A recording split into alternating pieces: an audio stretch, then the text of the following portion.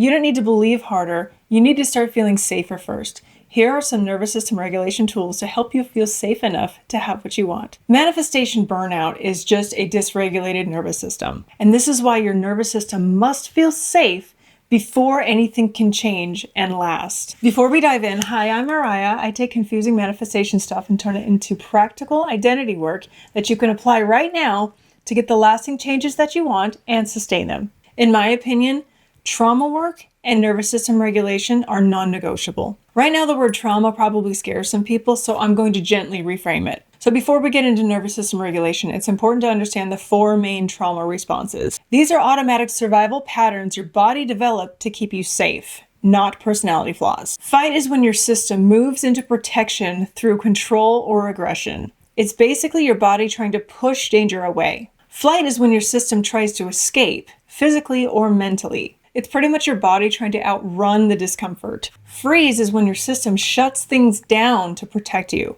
Basically, it's your body trying to pause to stay safe. And fawn is when your system keeps you safe by pleasing others. Simply put, your body is trying to stay safe through connection. Now, alongside those trauma responses, many of us also carry around what are called inner child wounds. These are emotional patterns that we developed early in life to cope. They often show up in our adult relationships, behaviors, and self-image. The abandonment wound is the fear of being left, rejected, or not chosen. In simple terms, it's, if I'm not enough, I'll be left. The trust wound is the fear that people, life, or even you yourself are not safe to rely on. Simply put, it's, if I trust, I'll get hurt. The guilt or shame wound is the belief that there is something wrong with you or that your needs are too much. Basically, it's, if I take up space, I'm wrong.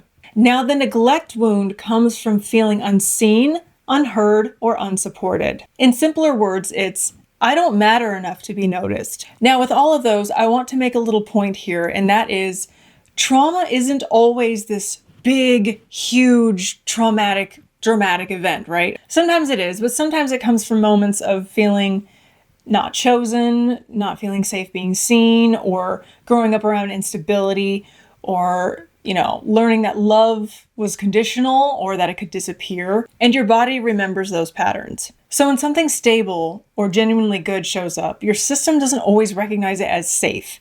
It recognizes it as unfamiliar. It goes, oh, this is new, in a bad way. So to the conscious mind, unfamiliar might seem unsafe, but to the system, unfamiliar equals unsafe. So it pushes it away, not consciously, but automatically. So instead of receiving this new desirable thing, you might overthink it, pull back, or unintentionally push it away. So it's not about what you want. It's about what your system feels safe having. So this is why I brought up trauma responses and inner child wounds. Because when you get close to your desire, whether that's love, success, money, or visibility, it can activate old survival patterns in the body. Especially if at some point in your life things were taken away, or love didn't feel consistent, or being seen didn't feel safe. Your system learned to protect you, not to sabotage you, but to keep you safe based on what it knew at the time. And this is where nervous system regulation becomes exceptionally powerful. Because when you begin to regulate your system, you're not just calming yourself down. You're teaching your body it's safe to have this now. And from there, your identity can start to shift. You move from, oh, I hope this works out, to, oh, this is safe for me to have. From, what if I lose it, to, oh, I can hold this. And that's where manifestation becomes easier, not forced. Because you're no longer just trying to convince your mind, you've created internal safety in your body as well. And when your body feels safe, you stop pushing away the very things you desire. So if you've ever felt like you're close to something, but then something shifts and then it falls through or it feels overwhelming, it might not be that it's just not meant for you. It may just be that your system hasn't learned yet that it's safe to receive it. And the beautiful part is that can be changed. Through awareness, nervous system regulation, and identity work, you can start to respond differently, feel differently, and ultimately allow different outcomes into your life. If you want a deeper breakdown into the trauma responses and the inner child wounds and simple tools to regulate them, I go much more in depth in another video, which I'll link. So now, how to tell if your body thinks that your desire is not safe or dangerous. You might notice overthinking or looping thoughts, urgency or pressure around it, obsessing or constantly checking for it, thoughts like, when is it going to happen? Any when is it coming mentality or feeling, or possibly tightness in your chest or anxiety in your body. These aren't random, they're signals. They usually mean your nervous system has attached or linked your desire to something much deeper, like your happiness, your worth, being chosen, or a fear of missing your chance. So it starts to feel like if this doesn't happen, something is wrong, even though in this moment, you're actually okay. One of the simplest ways to regulate this is something I call reminding myself that I am actually okay right now, because it's true. Right now, without your desire, you're safe, you are functioning, you're still here, you're breathing, you're alive. And when your body realizes that, something shifts.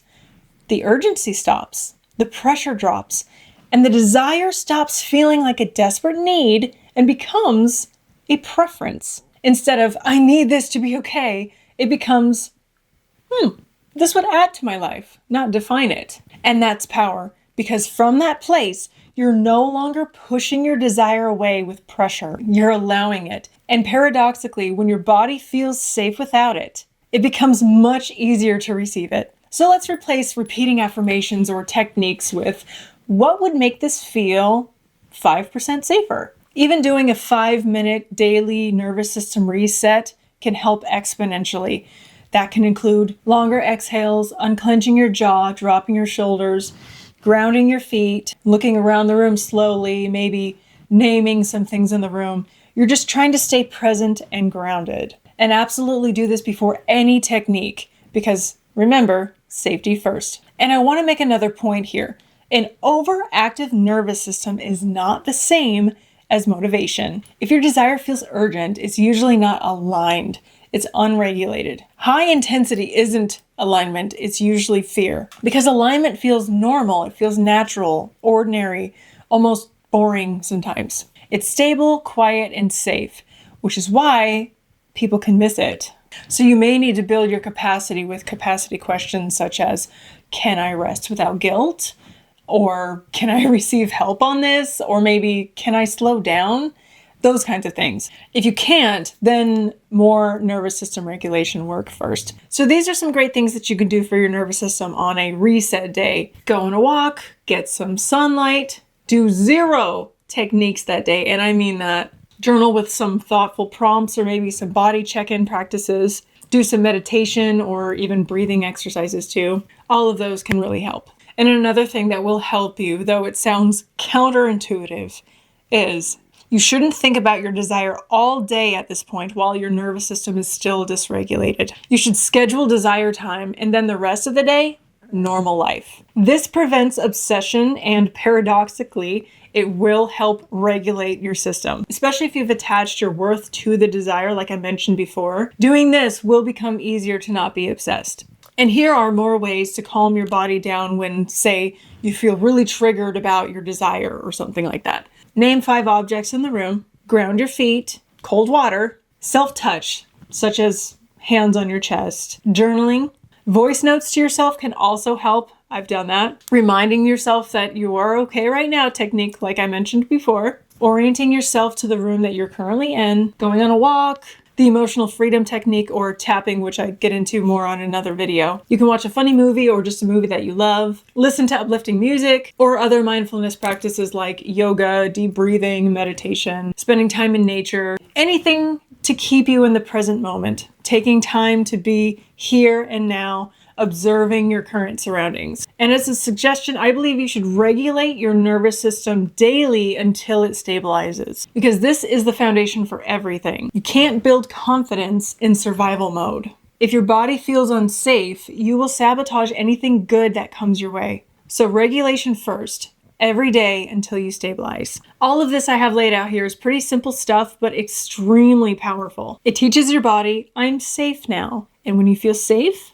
growth happens naturally. And a gentle disclaimer, I am not giving any mental or psychological advice in any way, shape, or form. I am simply sharing what has worked for me over the years. Seek professional help if you feel you need to. Another very important part to all of this, and something that I actually did, it was a little bit difficult at times, but in order to calm your system down, you must also remove any unnecessary negativity. Your nervous system cannot heal in chaos. So get ruthless on what's in your environment, what you consume, what you put your attention and focus on. And by this, I mean reducing or completely removing gossip, drama, doom scrolling, negative media, and draining people.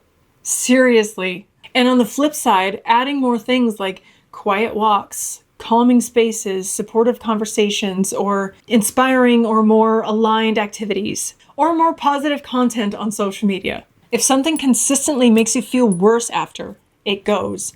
That is a hard rule. Protecting your energy isn't selfish, it's necessary maintenance. So now that your body feels safer, you can actually see what is blocking you. So in the next video, we'll uncover the quiet internal rule that has been running the show in the background this entire time. Also, if you found this video helpful, please consider liking and subscribing to my channel where I share a lot more on this topic. Again, safety first, identity second, and then results will follow. Thank you for watching, and I will see you in the next one.